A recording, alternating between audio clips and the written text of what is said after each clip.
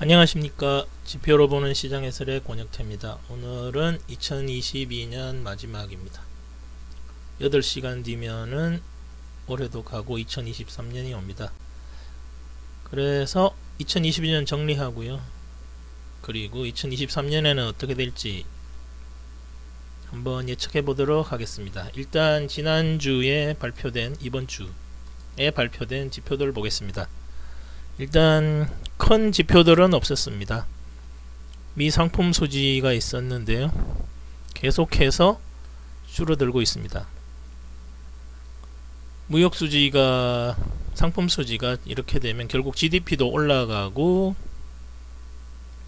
이로 인해서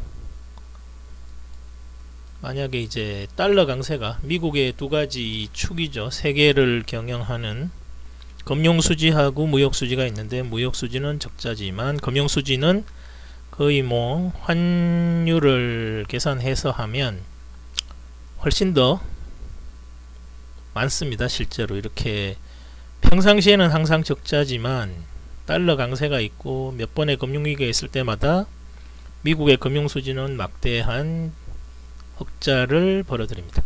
막대히 흑자가 난다고 해야겠죠. 그래서 미국이 그렇게 달러를 퍼주면서도 세계 경제를 잘 운영해 가고 있는 겁니다. 그런데 지금 이런 상황에서 달러 강세까지 하면 뭐 지난 몇십 년간 몇 차례씩 출렁출렁 하면서 왔던 금융위기 이상의 충격이 올 수도 있습니다. 뭐 연준에서 어떻게 뭐 국제 정치까지 감안해서 전략을 세우겠죠. 지표를 보면서 잘 따라가야 할 것 같습니다. 그래서 내년에도 일단 무역수지는 적자폭이 줄어들고 있다. 그리고 다음으로 레드북 소매 판매인데요, 연말임에도 불구하고 많이 감소했다가 5% 근방에서 다시 올라왔습니다. 이 부분은 좀 좋은 것으로 봐야 할 듯 합니다. 연준이 금리 인상을 한다는 것도 하지만 결국 침체가 오지 않아야지 파월이 그동안 얘기했던 그런 부분들이 실제 지켜질 수 있거든요. 다음으로 미국의 소매 재고 파트입니다. 차량 제외한 부분인데 이쪽도 좀 약간씩 개선되고 있습니다. 도매 재고는 보면 계속 플러스 이 정도 이렇게 나오고 있거든요. 이렇게. 그래서 누적으로 계속 도매 재고는 늘어나고 있지만 뭐 일단 계속 생산은 하고 있다고 보면 딱 적당할 것 같습니다. 미국의 주택가격 지수는 거의 이제 월 단위의 어떤 변화량 측정이기 때문에 이 정도면 거의 바닥에 온 것으로 보여집니다. 이게 또 시장이 지표에 반영되려면 꽤 시간이 필요할 것 같기는 합니다만, 파월이 지난 기자회견에서 중반쯤이라고 그렇게 얘기를 했었으니까 한번 체크해보면 될 것 같습니다. 다음으로 케이스실러 주택가격인데요, 이것도 뭐 어차피 계속 내려오고 있습니다. 얘는 꾸준히 내려가서 이렇게 될 겁니다. 워낙에 대도시 주택가격은 레깅 부분이 크기 때문에. 네, 마지막으로 시카고 PMI 지수인데, 동부지역 뭐 보잉이 있는 그쪽에다 옛날 러스트벨트 쪽 자동차까지 이렇게 아직도 있어서 제조업에 어떤 큰 영향을 주지는 않지만 그래도 제조업이 어떤 약간의 선행지표성으로 보면 될 것 같거든요. 그래서 얘도 반등에 나오고 있습니다. 근데 크게 의미를 둘 필요는 없을 것 같고요. 계절적 요인에다가 항공수요, 연말연시 이런 것들 때문에 큰 흐름은 변함없이 그렇게 흘러가고 있습니다. 지난주 주요 지표는 이 정도로 보고요. 2022년도 미국 시장 흐름을 간단히 정리해 보겠습니다. 일단 연초에 시장이 급등하면서 400만 명 정도 되는 숙련 노동자, 뭐 다른 불법 체류자 등등 해서 또 많이 돌아가신 분도 계시고, 인력 부족 초래하면서 이제 임금이 급등하면서 인플레가 발생한 거죠. 그리고 파월은 금리 인상이라든지 퀀티티 전략에서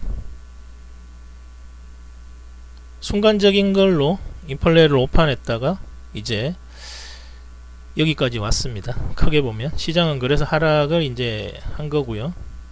그 와중에 3월에 이제 러시아가 우크라이나 침공으로 유가까지 급등하면서 인플레이션이 이제 두 부분에서 만들어졌죠. 그러면서 연준이 이제 대략 4월쯤에 이제 강력하게 매파 입장 표명하고 3월달에 그러면서 금리는 급등하면서 시장은 내려왔습니다. 그러면서 약간 뭐 그렇게 큰 일이 있겠나 싶어 반등을 했는데 역시 계속 이제 내려올 수밖에 없죠. 연준의 금리 인상하면서 그렇게 내려올 수밖에 없습니다. 그리고 6월달쯤에 이제 CPI가 상승폭이 줄면서 금리 인상 이제 중지해도 되지 않을까 시장이 그렇게 생각해서 반등이 나왔었습니다. 그에 반해 금리는 내려오면서 옆으로 행보를 했죠. 이때 네, 많이 두들겨 맞았습니다. 그리고 이제 9월달 8월달 넘어오면서 갑자기 소비자 물가지수가 급등을 하면서 금리는 다시 날아갔습니다. 4.79까지 갔었습니다. 그러면서 시장은 쭉 내려왔죠. 그러면서 1400포인트 부근에서 저점을 찍었고요. 그 이후로 지금까지 이렇게 연준은 계속해서 강력한 매파적 입장을 말해왔고 시장은 그에 반해서 약간의 등락을 거듭해 왔습니다. 약 10% 정도에서. 그게 2022년도의 미국 시장의 흐름과 사건 정리로 보면 될 것 같습니다. 물론 우리나라는 미국에다 대고 중국도 있지만 수출입 경제 시스템을 여기다 접속을 해야 되는데 그게 뭐 그렇게 간단한 일도 아니고 일단 미국 시장만 정리해 봤습니다. 그래서 이제 다시 이제 내년 예측 겸 주간 정리를 하면 금리는 여전히 이제 올라왔죠. 그리고 주식시장은 또 내려왔습니다. 연준의 금리 인상하고 시장의 가벼운 침체에 대해서 시장이 이런 식으로 이제 반응을 하고 있습니다. 2주째 계속 이런 식으로 반응을 하고 있고요. 내년도도 역시 이런 상황이 계속 지속될 것으로 지금 보고 있습니다. 그렇지만 한 가지 확실한 것은 인플레이션이 줄어들고 있다는 게 불확실성이 인플레이션에 대한 불확실성이 많이 줄어들었습니다. 그 부분이 시장에서는 제일 긍정적인 면으로 보면 될 것 같고요. 그러면 일단 내년도 시장에 대해서 좀 들어오는 움직임이 있을 것으로 예측이 됩니다. 그리고 나면 또 연준에서 1월부터 해서 이제 또 인플레이션이라든가 이런 것들을 감안해서 또 어떤 식으로 나올지 봐야겠지만 상승한다고 해도 제한이 있을 거고요. 그 뒤로 계속 연준의 FOMC 그 회의 때마다 좀 조정이 있을 것으로 예측이 됩니다. 그리고 나서 파월이 얘기한 내년 중반쯤 부동산 시장이 확실하게 잡혔다고 보면 그때는 이제 금리 인상을 중단한다는 그런 메시지가 나오지 않을까 지금 보는 쪽이 많습니다. 그러면 시장은 당연히 후반기에 상승할 수도 가능성이 되게 높습니다. 그러면 전형적인 뭐 다우파동이나 1, 2, 3파 쪽으로 해서 올라가는 움직임이 그려질 가능성이 지금 제일 많을 것으로 보여지고요. 생각보다 인플레이션이 또 늦게 오랫동안 유지된다든지 하면 또 다른 시나리오를 그려봐야 될 것 같습니다. 네, 새해 복 많이 받으시고요. 감사합니다.